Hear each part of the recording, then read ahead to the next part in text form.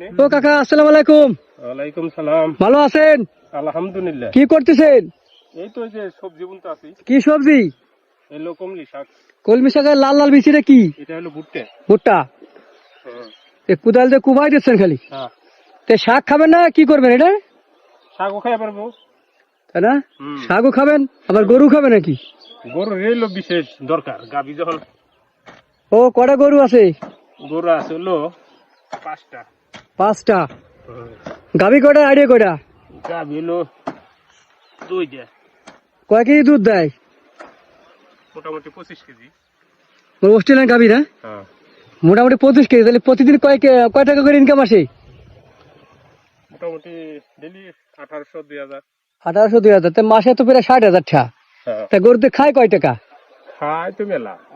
সবজি এর দাম বেশি না। 60,000 তো খায় না। 60,000 না খেলে নিজে কত খাওয়া লাগবো।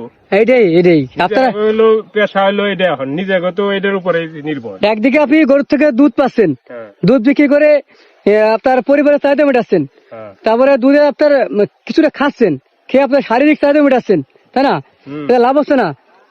লাভই তো নিজেরা খাইতে আসি এখন তো খাইতে পারতাম না। হ্যাঁ এইটাই। খাইতে আসি।